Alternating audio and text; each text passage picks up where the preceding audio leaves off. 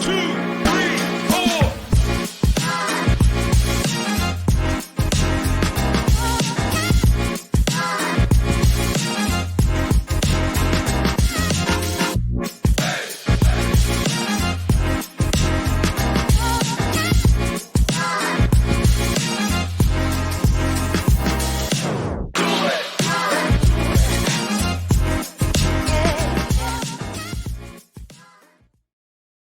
What's going on, everybody?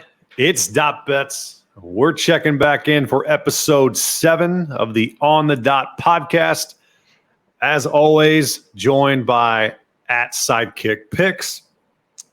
This is your sports betting podcast that will give you insights and strategies on how to get proven results in the sports gambling industry. Tonight, we go over our QB ranks for fantasy football. I know everybody who kind of tunes in or watches football or has a pulse plays fantasy football. So we are going to pivot towards that. And then we will also go over the NFC East breakdown. We'll give out our best bets on that division, who we think is going to win, over on the wins, and any particular player prop futures that we are liking. So with that said, Sidekick, how are we feeling this evening? How did the weekend treat you? It was pretty good. Got to see some family over the weekend. Be the last kind of free weekend before I start teaching again. So, there you go. Yeah, I got to get the ball rolling again. Over. No doubt. And the calendar turns to August. That officially in my head it says, okay, this is all in. Football is good, and it's time to roll. And a lot of mock drafts for fantasy leagues, a lot of future prop betting, all types of deals with that.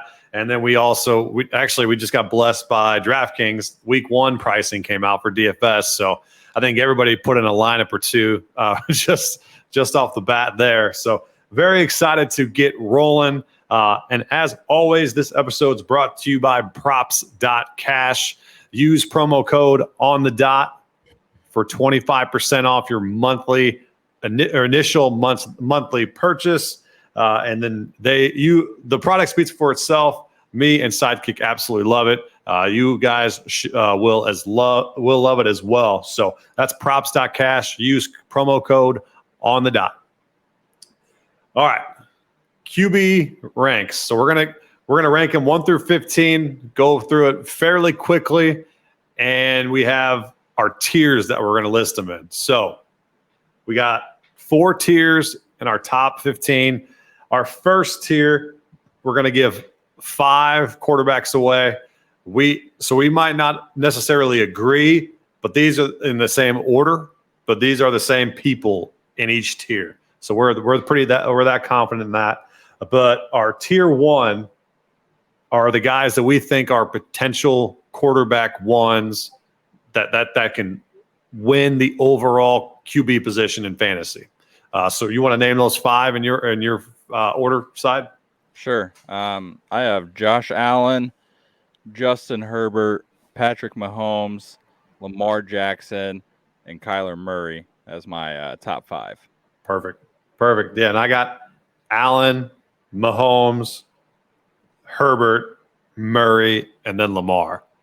And Lamar snuck it in for me. I almost went Burrow at 5, and I had a late change after we had a conversation. And Lamar right now in preseason looks phenomenal. I don't know if you got or in training camp looks phenomenal.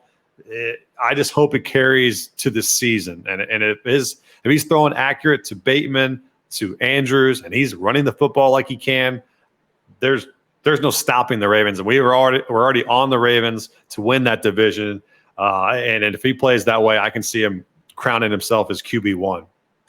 So I'd like to point out too that he's a guy that can definitely sneak up and be a number 1 overall, and he's done it in the past. And the top 5 guys are all guys that are mobile. So especially with fantasy, when you're drafting your team, you kind of get more points for rushing yards and rushing touchdowns and those sorts of things. So picking a mobile quarterback as your main option for QB1 is definitely going to help you down the stretch. Yeah, and that is the key whenever we're going through all these projections. I mean, the only guy that didn't get this tier 1 was Jalen Hurts, and he's in our tier 2. But I mean, you got Murray who can run for touchdowns. The only person that in this is not necessarily considered a runner is Herbert. Right, but he throws a ton. But he throws, yeah, exactly, so much. And I mean, you're looking at his rushing totals. They're not great. I mean, he rushed for 300 plus yards last year, but he also threw for over 5,000 yards. So that's the key too. Is if you are getting a quarterback that isn't mobile, they got to be able to hit over that 4,000 mark, and you're trying to get around 40 touchdowns to even match one of these mobile quarterbacks. Right. Yeah, and then you got obviously Patrick Mahomes with no Tyreek, but I still think he's going to have a big year. He is a guy who sneakily gets up there with his rushing totals. He was close to the 400-yard rushing mark last year. I don't know if that gets close to it this year, but I mean, he's still throwing for close to 5,000 yards as well. And I think he does the same. And then you have Josh Allen as I think everybody's overall QB1 who literally does it all. I don't know. I know I took his over for his rushing total, like 575. I think that's pretty confidently going to hit. And I could see him be mid 600s. He rushed for 760 last year, but he also threw for 4,400. And I wouldn't be surprised if he pushes for close to 4,800 passing yards this year, and then sneaks up into those 600 rush yards. So obviously he's our QB1 overall, all 5 of these guys. And you're most likely going to get them in that 2 to 3 round range, depending on how your league drafts. But I think you can wait a little bit longer on Murray and Lamar. I think those two go just a little bit, maybe early 4 or late 3rd. That's why I really like Lamar too, is because he's a guy that's going to put up the numbers that are similar to those other 3, and you can get him a round or 2 later. Very true. Very true. Yeah, because that is the whole point in fantasy. You want to cash in on some value on your ADP. You don't want to reach for anybody. But Allen and Mahomes and Herbert are just that far ahead of the game to an extent where, hey, I'm okay with you drafting them early 2nd or early 3rd. So that is our tier 1. Our tier 2, you want to go ahead? Tier 2, you want to go ahead with that side? Sure. So we have Jalen Hurts, which I'm really big on. I mean, this guy had 10 rushing touchdowns last year. He had over 700 rushing yards, 784 last year, and his passing touchdowns are what hurt him a little bit. But if he can connect with that and improve that aspect of his game, he's gonna be really valuable and a guy that you can get a little later. So Jalen Hurts, Tom Brady, who was a top 3 quarterback finisher last year and added some new weapons this offseason. Russell Wilson, trading teams, is right there in the mix. Trey Lance at number 9 for me. And this is a guy that could easily sneak up a couple spots just because of his legs and his mobility. I did take his under 500 rushing yards, but that's also because I thought he was going to split time a little bit throughout the season. And he very well could crush that number and put it in the end zone with his legs. And then Dak Prescott is at 10. And Prescott, when he's on, can definitely be valuable again and sneak up and maybe closer to the tier 1 group. But losing Amari Cooper, a couple injuries today with James Washington and camp. This receiving core is kind of questionable. The running game is kind of questionable. So that's why I have him kind of back towards number 10. Yeah, and I didn't have Trey Lance in this tier. I have him in my tier 3. I'm a little cautiously optimistic of Trey Lance. I do really like the guy, his ability. I just want to see it, and that's why I'm hesitant to put him in tier 2. But my tier 2 would be Jalen Hurts, right on the cusp there. I do think his touchdowns are going to regress. He's not going to get double digits. I would be stunned if he gets double digits this year. And then Brady, I have Joe Burrow, Wilson, and Dak. Those are those next guys that I think could potentially be up in that tier 1, but I'm going to wait on them a little longer in drafts. Jalen just didn't get it for me just because I think he still needs to develop a little bit more as a passer. And if they get anything out of Miles Sanders or Gainwell, they have the best line in the league. I mean, we'll talk about them briefly here with our East breakdown, but I mean, Hurts might not have to do much on the ground for this team to be successful. And if he just makes some connections with Devonte Smith, with A.J. Brown, he's got to pass the ball a little bit more, which I think might hurt his overall fantasy to an extent. Not saying it's going to be a huge regression, but I mean, 10 touchdowns last year. I just don't see it again. But they also want him to run too. He had 139 carries last year. That's insane. Right. Yeah. But that was also because Sanders was horrific some days. And then you had Gainwell, who was horrific some days. I think wasn't Corey Clement like rushing for him last year? I mean, the rush game was just horrible. So it fell more on Jalen Hurts. I don't know if they truly want that to happen this year. If it does happen and they think they're winning ball games because of it, so be it. But I don't know if that's the general game plan as they go forward. But then, you can't complain with Tom Brady. It's like year 78 for him in the league, and he still does what he has to do. He got a new weapon with Julio Jones, and we were talking on air. Don't sleep on, or talking before we got on air. Don't sleep on Russell Gage. That was a sign that they really, really liked in Tampa. I know they still have Evans and Godwin, but I have a strong feeling in DFS, Russell Gage is going to win somebody $1 million this year. Just a strong feeling on a Tampa stack that is different than Godwin and Evans. It's either Evans and Gage or Godwin and Gage, or it's Julio and Gage. Whoever it is, they're going to be 2 ex-Falcon receivers cashing in with Tom Brady. Someone's going to win millions of dollars on that. Then Joe Burrow. What more can you say about Joe after his last season for him? I want to be optimistic of him. I want him to be in tier 1. I'm being a little bit more realistic and saying that he cannot repeat those big plays with Jamar Chase again on a consistent basis. It was like, okay, throw it 5 yards and Jamar takes it for a touchdown. Or it's throw the ball deep and somehow, some way Chase goes and gets it. I think they're going to play it a little bit slower. And Joe's fantasy outlook is going to get a little bit of a knock.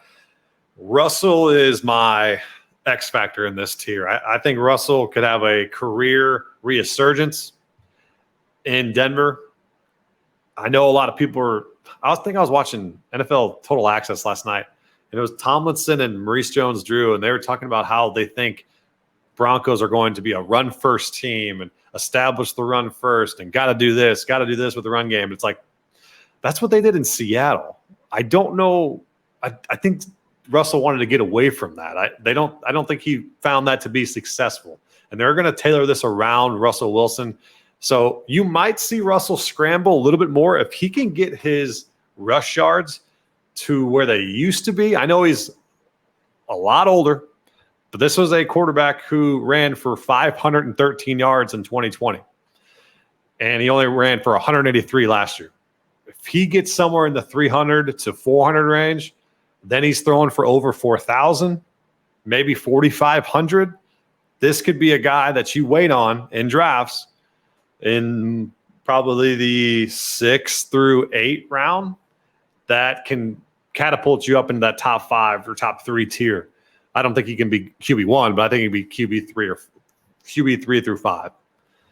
Then Dak just scares the living crap out of me this year. We're going to talk about this Cowboys team shortly as well. They lost James Washington, and they lost Amari Cooper. Gallup's not back for 2 or 3 games. It's going to be the Lamb, Dalton Schultz show. You got Pollard, you got Zeke. Just it's a little bit eerie. I'm not going to be too optimistic on Dak this year. All right, so then our tier 3. Want to go ahead with yours? Sure. I have Matthew Stafford. I think he's going to have another crazy good year, especially with the addition of A-Rob. I have Joe Burrow at 12. And then I don't know if I want to put him in tier 3, but I'm going to just because it's Aaron Rodgers. Oh, yeah. But I think he definitely slips a little bit just because of his receiving core. But it's Aaron Rodgers, so he can make anything happen. Yep. And that receiving core, that scares me. But I'm still okay with waiting on Aaron Rodgers and going with him. So my tier 3 then would be Stafford, Lance, Rodgers. And then I'm just gonna combine this one into all 3 tiers here and add Kirk Cousins and Derek Carr. Those guys round it out for me. The honorable mention of this one is Justin Fields. I know if you guys turn into the NFC North breakdown, I'm like obsessively in love with Justin Fields for some odd reason. But he fits the category to be a QB1, to be in tier 1. He's an elusive runner. He can throw the hell out of the football. He just hasn't shown it. So he's going to be pretty much a QB2 for me. I wouldn't start out the year in fantasy rostering him or playing him, but I do like the fact that he has tremendous upside that you can kind of wait and see how that Bears offense is going. Derek Carr, man, the sky's the limit for him this year. He has all the weapons in the world to be successful, and I really think this is put up or shut up for him. And they got to make a playoff run and just absolutely go off. He threw for 4,800 yards last year, or closer to 5,000. And I don't see there's any way he doesn't do that again. So I love the value you're going to get with Carr and Cousins here. Cousins, Kevin O'Connell, offensive coordinator, should be lethal passing attack with 3 receivers. Remember the Rams last year? They had 3 receivers that were pretty lethal at some point in time. Don't forget about KJ Osborne. As always, you have Justin Jefferson and you have Adam Thielen. So Cousins has all the makings as well. And like I said before with Trey Lance, I'm just making sure I see it before I want to rank him a little bit higher, because he is technically, in my eyes, a rookie, even though he's not a rookie, but he didn't play too much last year. And then Stafford is going to be Stafford once again. He's a solid pick. He's a solid QB. He's going to be your starting quarterback if you wait in drafts. Those 5 guys, obviously, I think the biggest upside of those, it would be Trey Lance, but then you have Cousins and Carr right behind him. Yeah, I got Cousins and Carr as my last 2 also. Yep. And then I kind of like Tua this year, and I think Trevor Lawrence could be a sneaky pick also, just because he is mobile. Yep. And they upgraded his skill guys. So I think he's another guy that I mean, he's just like with Tua too. I think his receivers make him that much better. Right. Yeah, and then Tua, Winston, Lawrence. These are all those guys that at the bottom of those drafts where you're looking round 12, round 13, round 14. They're you're like, man, second quarterback. Yeah, you stash them. And I like the stashes of Fields, Lawrence, Tua, and Winston. the most because I think those guys have not tremendous upside, but bigger upside than your Zach Wilsons, your Carson Wentz, your Matt Ryans, your Mac Joneses, your Daniel Jones. So Daniel Jones is he's a wild card to me because he can run the football too. Do you draft Deshaun Watson? Yeah, that is someone we have not discussed. And I would be very, very all in on Deshaun Watson. I got that question in the Discord, and I think he's 100% draftable. I'm just going to wait and see where his ADP goes since his suspension is only 6 games. So that one, you'll have to join the Discord to see where my final answer is on that.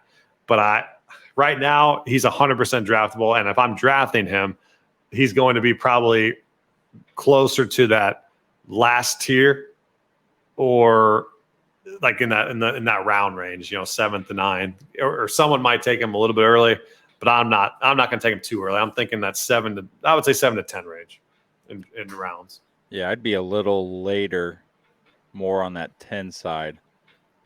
And he would, obviously he's your QB2, but yeah, I'd wait on him, and I would definitely draft him if he's there.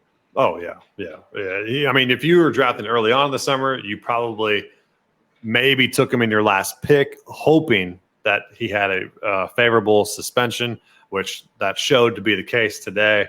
So I'm still on the table about him, but yeah, he's definitely draftable, and you're going to play him once he's on week 7 when he's there. So, all right, so we're going to go to the NFC East breakdown.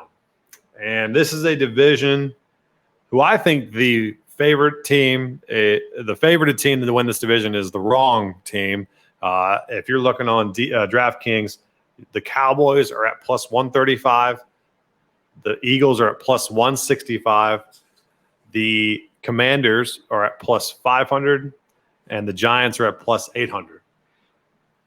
I'll start with the team that I think is going to win this division, and that is the Philadelphia Eagles.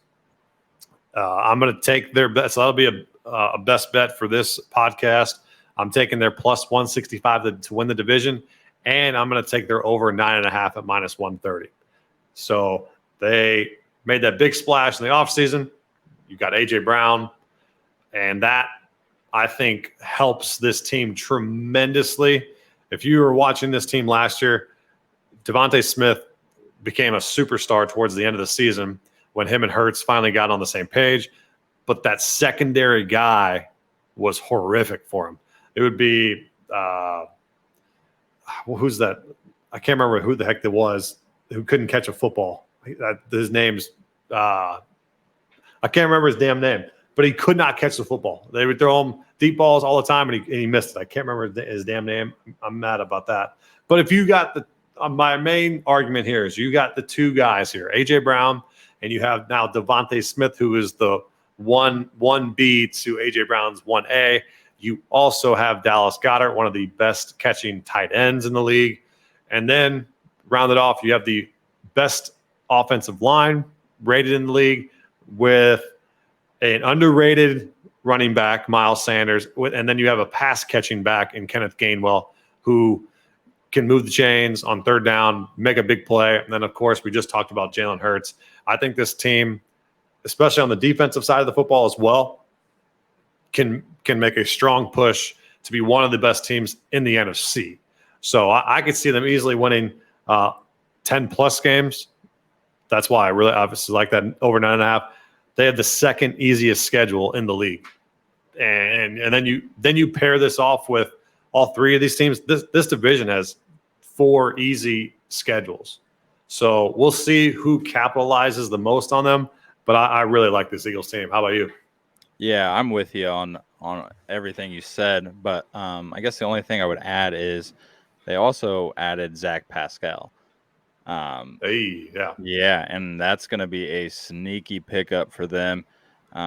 He was one of the most reliable weapons for the Colts last year, which I'm surprised they didn't re-sign him because he, with all the injuries and stuff that they had, it seemed like whenever they needed a big play, he was always there and kind of executed.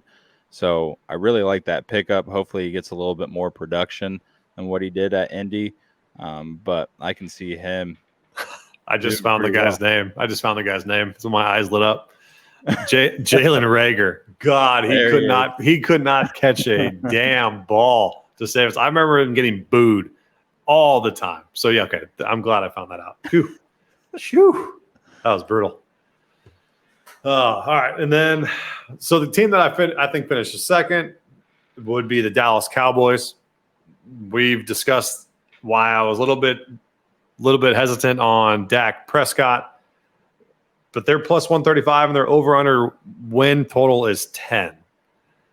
Just a team that I would take that under 10 if I'm not going to, but I really, really want to. This is a team that continuously gets hyped by the media, continuously gets hyped by everybody because they're the most profitable team or the most most expensive team. Yeah. And I mean, they just get bombarded and with media exposure. And I really think that this team's a little bit overrated this year. I know they got Micah Parsons on the back on the defensive side, but this offense somewhat scares me because I just don't know who's going to step up and be that wide receiver too. Someone locks down CeeDee Lamb. Who's going to move the chains? Is it going to be Dalton Schultz? Is Pollard going to have to play a little bit more in the slot? Are they going to move him a little bit more screen plays? And is Zeke going to be worth a shit? I really don't know. There's so many question marks with this team that that's why I lean the Eagles here. Yeah, I agree with you. I just can't get a good read on this team, especially with the injuries. I mean, Gallup has been a pretty decent number 2, number 3 receiver in his career, but he's been battling injuries. A name that's been popping up a lot is this Jalen Tolbert kid. They also drafted Jake Ferguson, who I think will do pretty decent as another option at tight end. Yep. I just don't love their skill guys. Yep. And that's why I'm kind of hesitant to take them to win the division. I agree. The under 10 screams at me. They do have the 10th easiest schedule.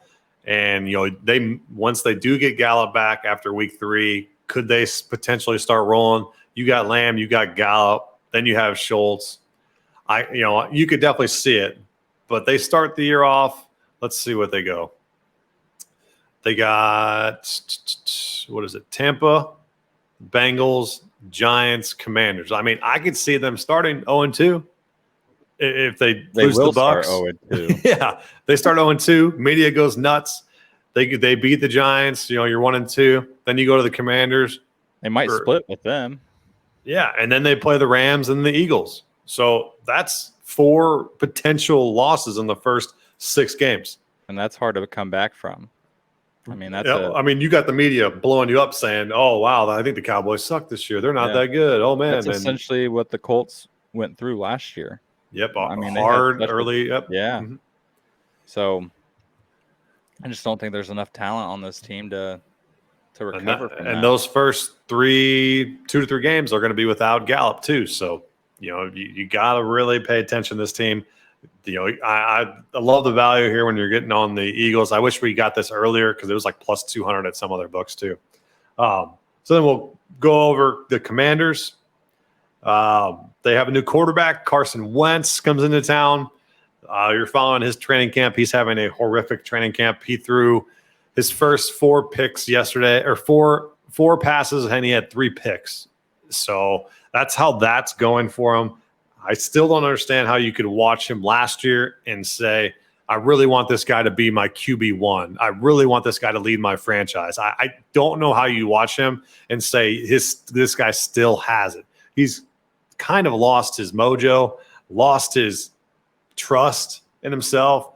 I just don't think he's that good of a quarterback to lead a team to a division title. They do have the 6th easiest schedule. Their over-under win total is 8, right at 8. And they're plus 500 to win the division. Obviously, they have no chance in this division. They're the one that I really thought about thinking about was plus 150 to make the playoffs, but then I shrugged and I was like, nope, I'd rather burn my money than put that bet. But they do have great skill guys. I really like this offense. You got Antonio Gibson. You got Terry McLaurin. Curtis Samuel, who, if he stays on the field, could be a difference maker. Last year, he just could not be on the field at all. And then they got that rookie, Jahan Dotson. I love that guy. If you can steal him later on in drafts, go ahead and do that, especially if you have a dynasty league for sure. And that the only thing that I think this team could stick around for in the division is, again, that defense. But Chase Young still, I think he's missing some time. But I really, really like this defense. And obviously, I really think that's the only way that they stay close. I'm not surprised by Carson Wentz at all.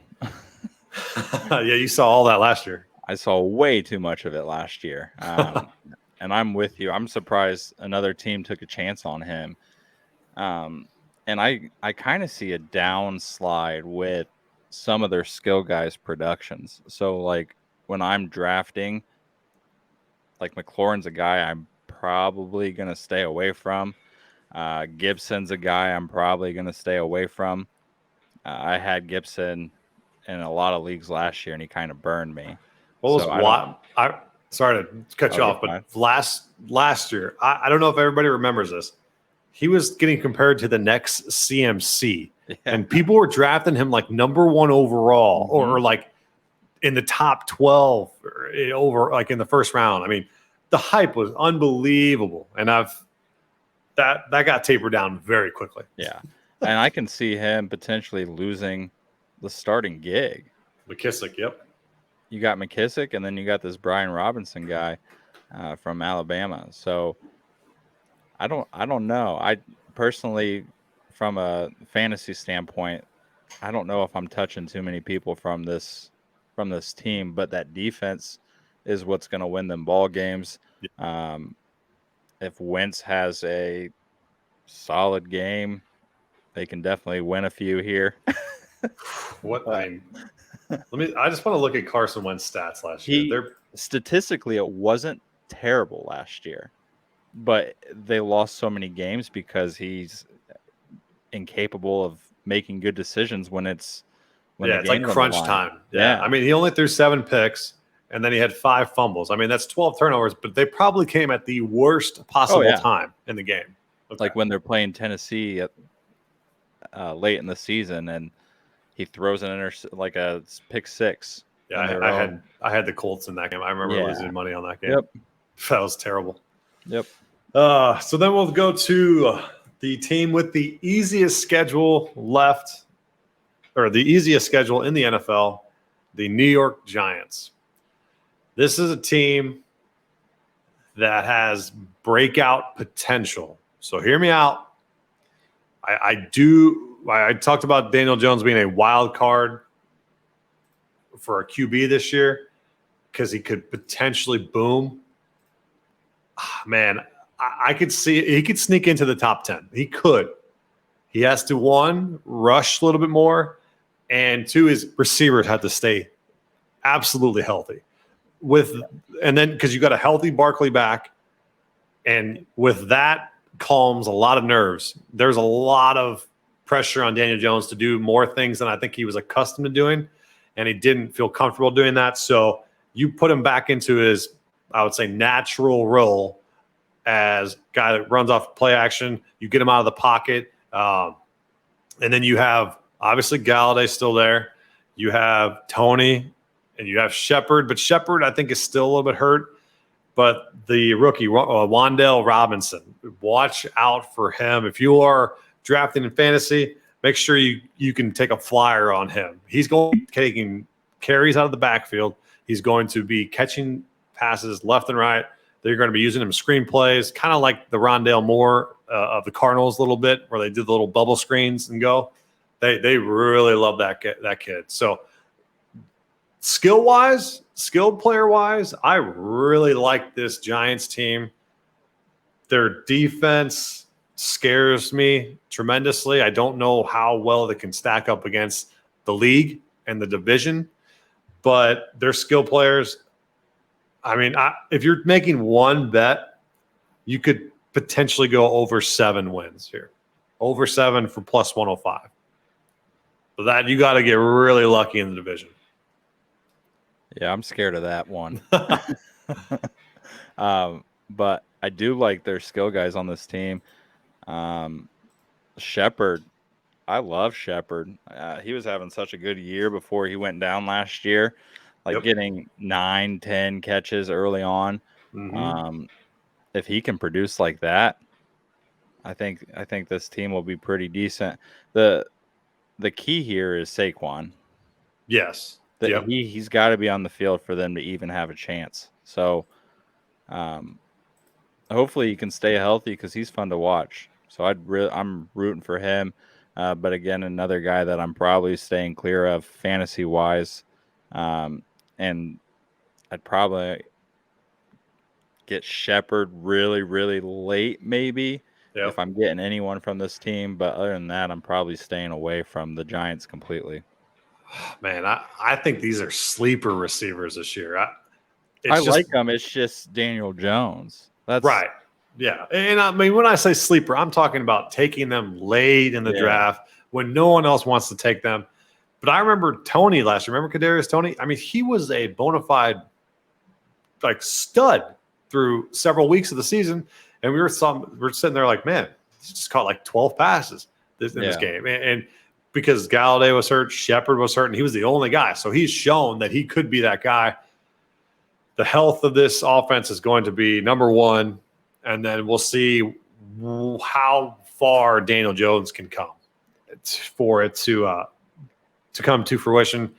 I would optimistically say over 7 plus 105 would be a potentially a quality bet here. But that's for plus 105. So any closing thoughts on this NFC East? Closing things you maybe forgot to say early on in the show about the QBs? Nothing left for the NFC East, but I do have a pick that's kind of interesting. It has nothing to do with this division. It has everything to do with Jimmy Garoppolo. Gosh. So there's a pick on DraftKings right now. I think it's around plus 200 for Jimmy Garoppolo to end up in Seattle. And I kind of like that. There's really only a couple teams that are desperate enough to reach out and take Garoppolo, who's probably going to get cut. He's not going to get traded. He'll get cut, and then they'll sign him. Yeah. Seattle and maybe Houston. And Houston's at plus 400. So I would lean Seattle. That makes the most sense to me. The Houston's like weirdly in love with Davis Mills. I know. Weirdly. It's strange. Yeah. Well, they just don't like to win, so that makes sense. But they're like actively tanking like for the last like several years. But I could see Seattle scooping up Jimmy G. And so yeah, we appreciate you guys tuning in. And that was episode 7. We will be back with episode 8 in a couple days. We're going to have our last division breakdown with NFC South, go over our running back rankings and which ones we'd like, which ones we're going to wait on and pounce on. And then from there, we got about 8 more shows before the live shows start. And we'll have a different topic each time. If you guys have a different discussion you guys want us to go to, hit us up in the Discord or find us on Twitter at our respective tags. But other than that, we appreciate you guys tuning in. And as always, tune into or go to props.cash on the dot promo code for 25% off. And with that, we'll sign off. Have a good one.